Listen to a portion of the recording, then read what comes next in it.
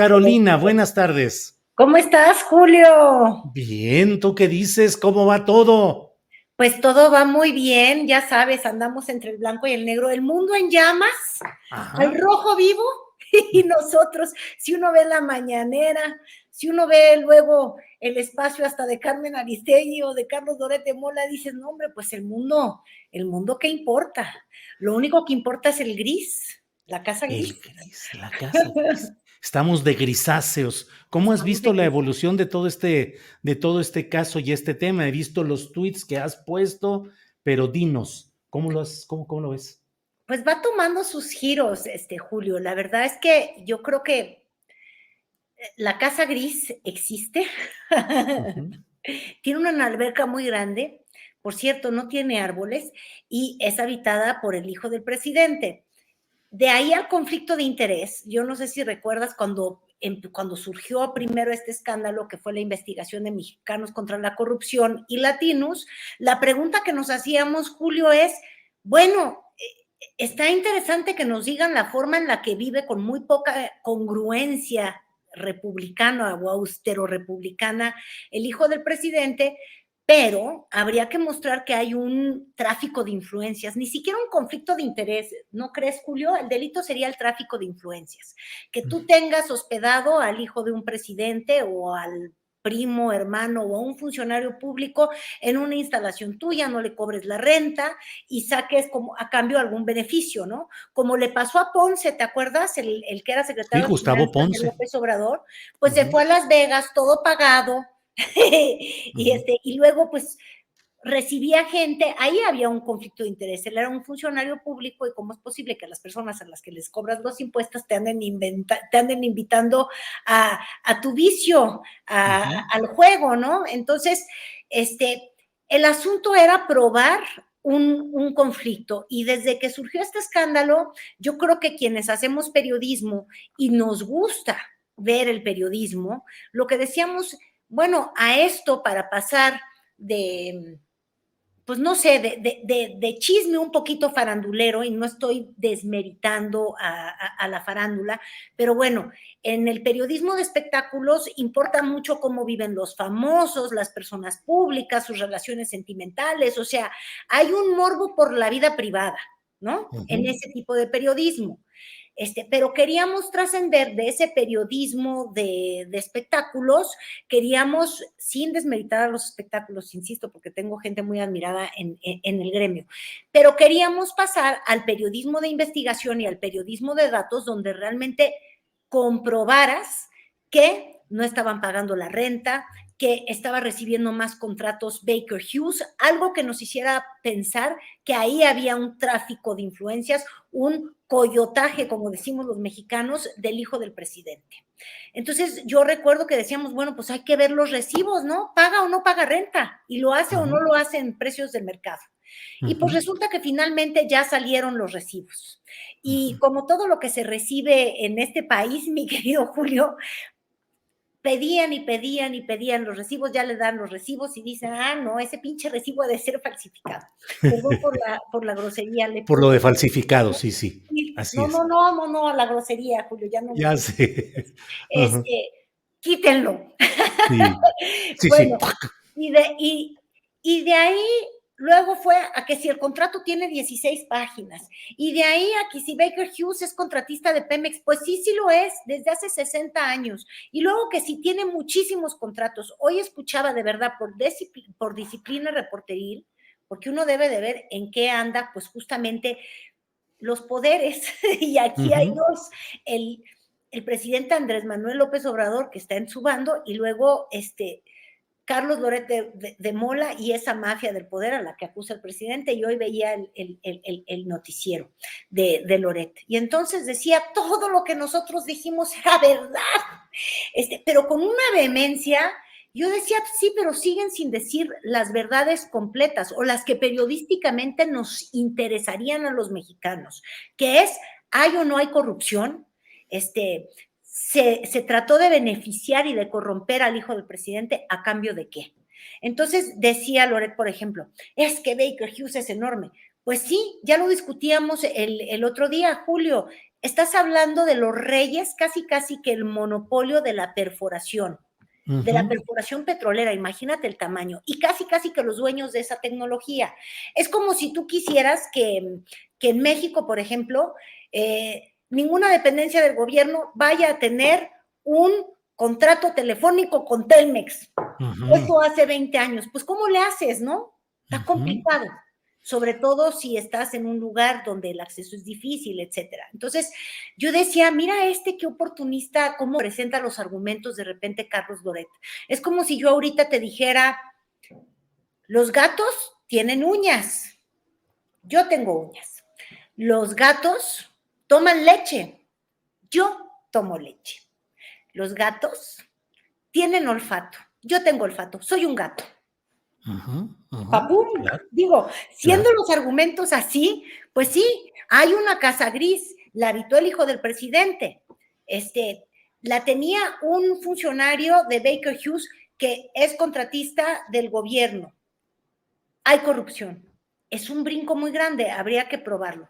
Entonces, yo creo que en eso gris terrible estamos ahorita transitando los mexicanos, pero bueno, al menos ya hubo mayor transparencia, ya vimos que se pagó una renta de un monto de $5,600, y yo creo que ese es el verdadero argumento y es el que menos se discute. Yo creo que esa investigación que hizo Latinos o Mexicanos contra la Corrupción, evidentemente queriendo lastimar la reputación del presidente, sí cumple su cometido en el sentido que el presidente es un profeta de un credo, porque además ves que nos ha leído la cartilla moral y dice que debe de haber una forma de vivir casi jesuita, franciscana, donde uno no debe de aspirar a grandes bienes, donde uno debe de tener quizás solamente un traje.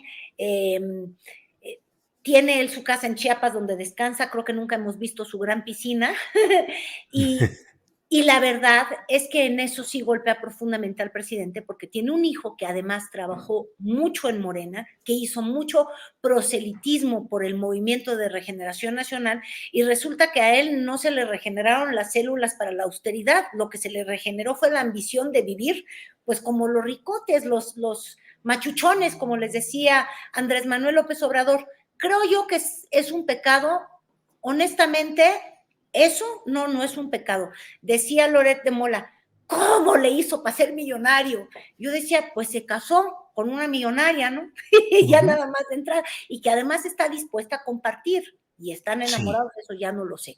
Pero, en fin, creo que el sí, millonario no es él, creo que vive como millonario en el tren de vida de su pareja, que es una mujer que tenía justamente ese estilo de vida, y yo creo que la decepción es ver que alguien que formaba parte de este movimiento de regeneración del presidente Andrés Manuel López Obrador,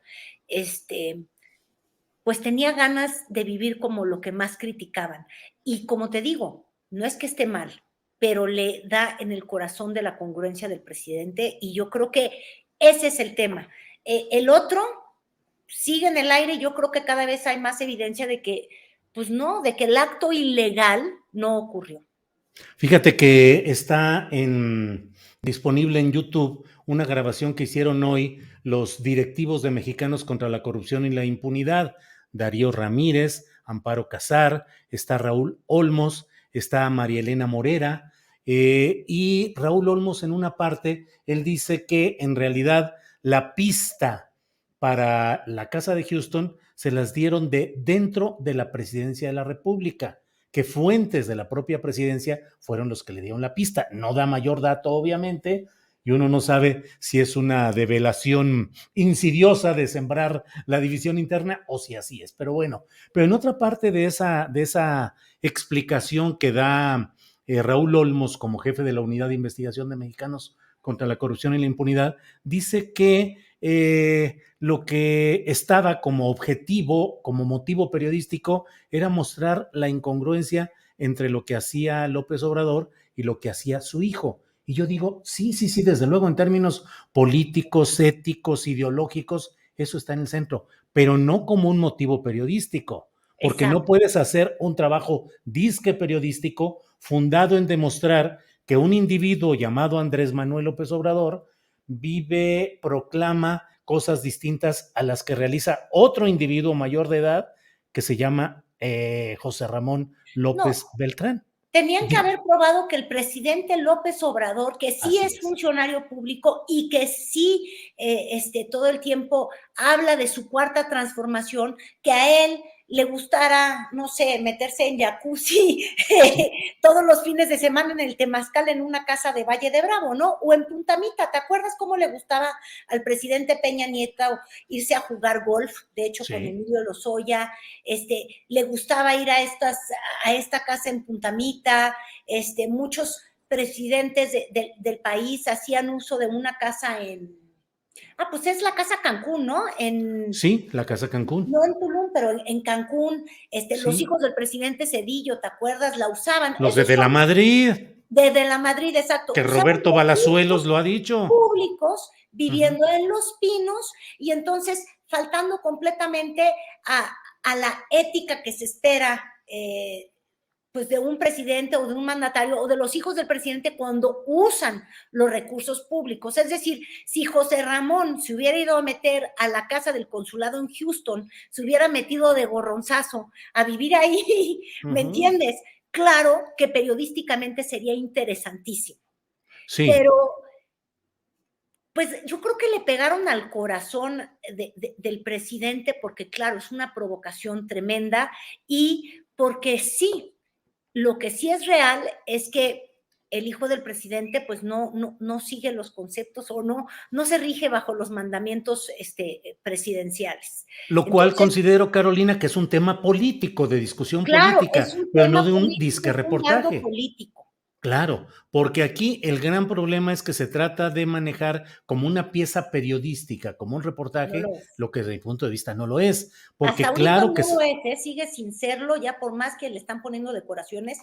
La verdad, Julio, es que no lo es, pero ya estamos tan metidos en la grilla, en la política, que ya cada quien no asume que los datos, o sea, cada quien es dueño de su opinión, pero no es dueño de los datos, o sea, no cada quien tiene sus propios datos, como le gusta al presidente decir.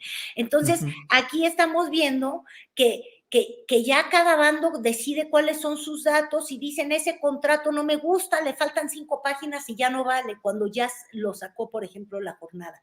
Entonces, pues nada, hasta ahorita la única verdad periodística es que se husmeó en la vida privada del hijo del presidente para lastimarlo políticamente.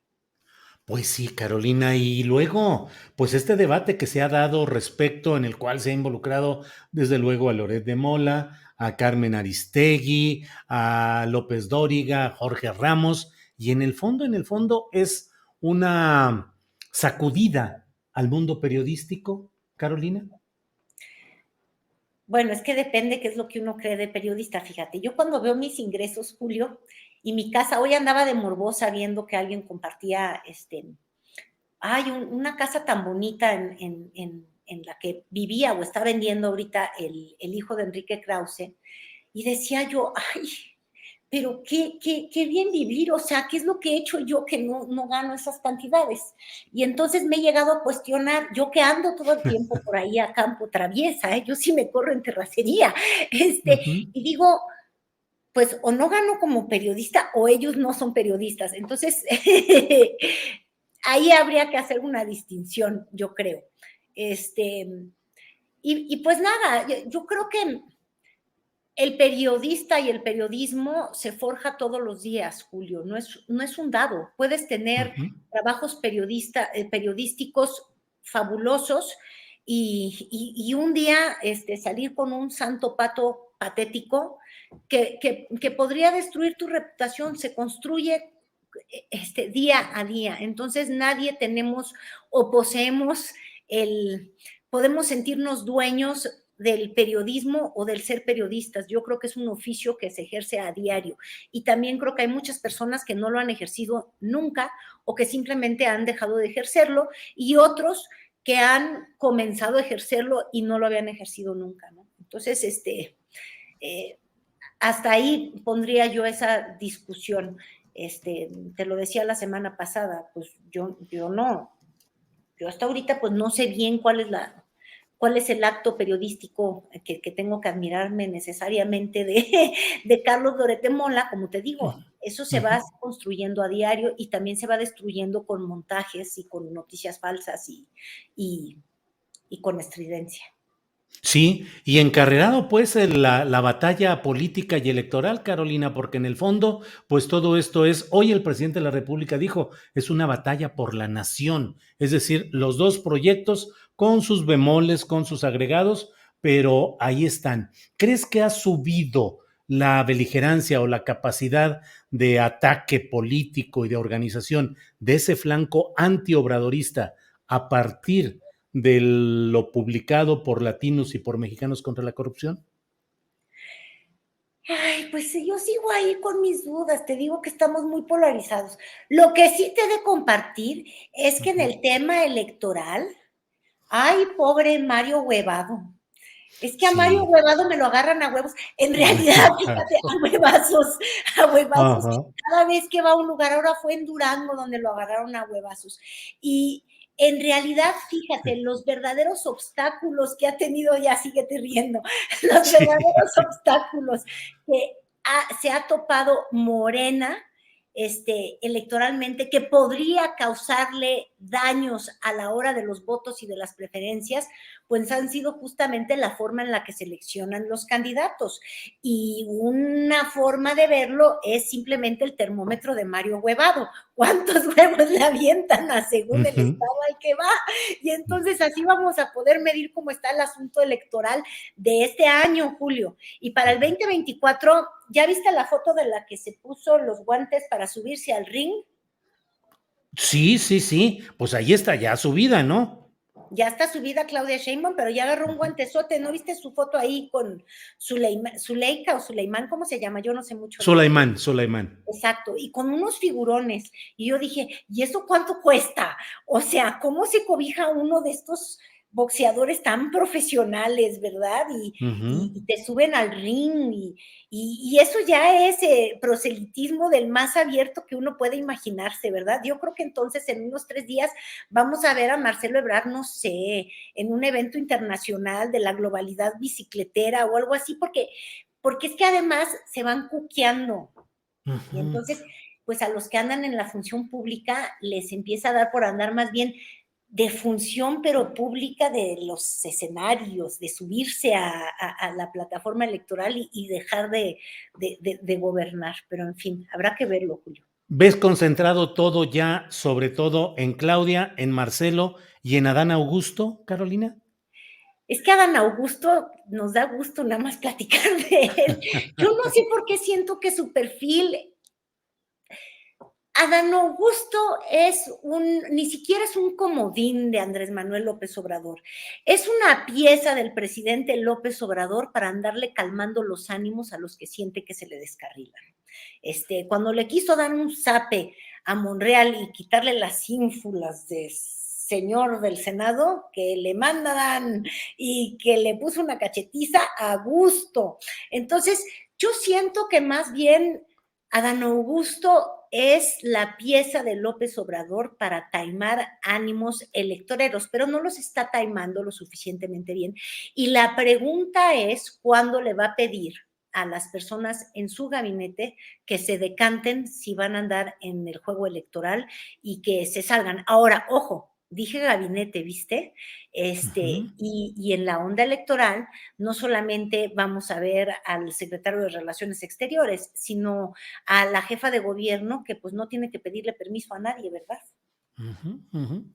Pues Carolina, muchas cosas, muchos temas y todo sigue caminando con el reloj político y electoral inexorable rumbo a 2024 en la grande y las elecciones de este año en 6 estados. Pues le hemos dado un repaso a algunas de las cosas interesantes, Carolina, así es que, como siempre, un gusto platicar contigo, a El reserva de lo gusto que desees siempre es agregar. para mí. No, ya nada, yo ¿Ya? ya no quiero Con agregar. eso.